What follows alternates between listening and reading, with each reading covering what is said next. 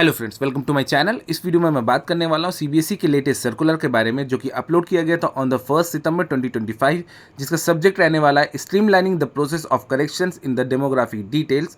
तो इस वीडियो को एंड तक देखिएगा ताकि कोई भी कन्फ्यूजन ना रह पाए। इनकेस कोई डाउट है तो आप डायरेक्टली मेल के थ्रू मुझे कॉन्टैक्ट कर सकते हैं।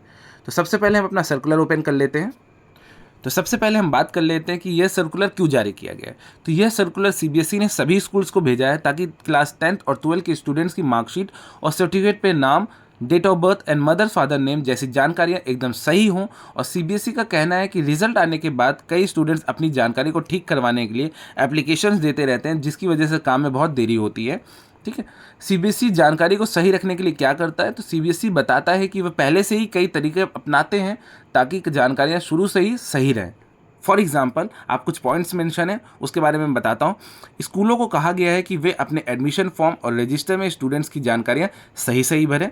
9th क्लास में रजिस्ट्रेशन करते टाइम समय सही जानकारी ली जाती है, जिसकी पुष्टि स्टूडेंट्स के मदर्स एंड फादर्स और स्कूल दोनों द्वारा की जाती है। मीन जो भी आप अपना इन्फॉर्मेशन बच्चे देते हैं वो वेरीफाइड किया जाता है पेरेंट्स के थ्रू और स्कूल के थ्रू, जो कि आप एलओसी में फिलिंग करते हैं। ठीक है, रजिस्ट्रेशन के बाद और फिर परीक्षा के लिए लिस्ट ऑफ कैंडिडेट जो एलओसी होता है जमा करने के बाद भी जानकारी को सुधारने का मौका दिया जाता है from the CBSE side.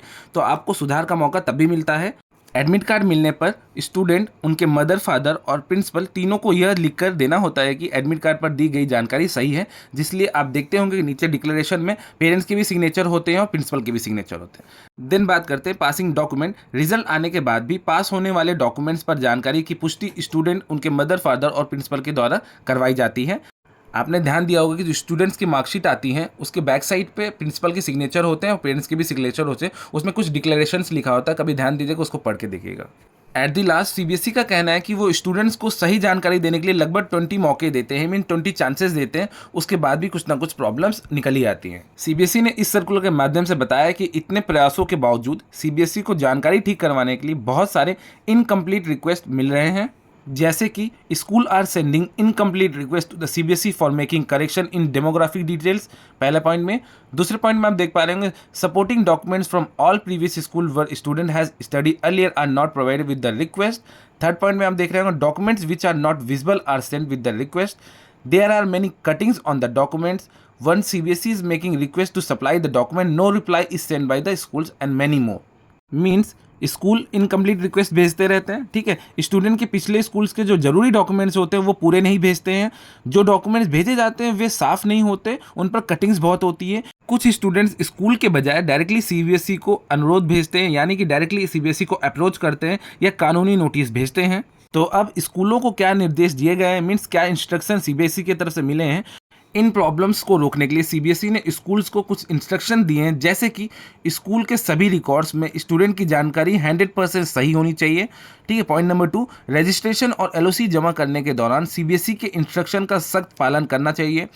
Third point में स्टूडेंट के मदर फादर की जानकारी सही होने की पुष्टि ज़रूर ले लें, मीन्स कंसेंट ज़रूर ले लें। सुधार के लिए अर्जी देते समय स्टूडेंट्स के पिछले सभी स्कूल्स के प्रमाणित रिकॉर्ड और डॉक्यूमेंट्स को पूरे भेजें। जो भी डॉक्यूमेंट्स आप करेक्शंस के लिए भेजने वाले हैं स्टूडेंट्स के लिए, जो भी आपके पास में डॉक्यूमेंट्स है स्कूल के पास में, वो सारा कुछ अच्छे से स्कैन करके भेजें। ठीक है, एट दी लास्ट सीबीएसई ने साफ साफ कह दिया है कि अगर कोई भी एप्लीकेशन अधूरा होगा तो उसे तुरंत रद्द कर दिया जाएगा, मीन रिजेक्ट कर दिया जाएगा।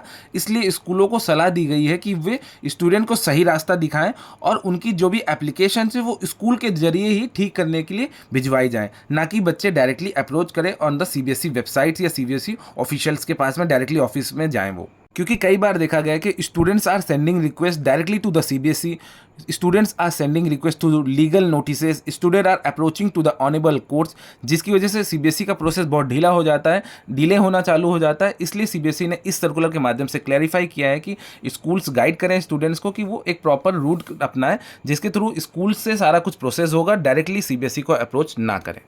ठीक है, और इसी सर्कुलर में 2 चीज़ें मेंशन है। एक टेबल नंबर 1 जिसमें sending records for correction, table number 2 जिसमें क्या क्या डॉक्यूमेंट्स लगेंगे वो सारे रिक्वायर्ड है। तो उसके लिए मैं एक डेडिकेटेड दूसरा वीडियो बना दूंगा, वो कोई ज़्यादा टिपिकल काम नहीं है।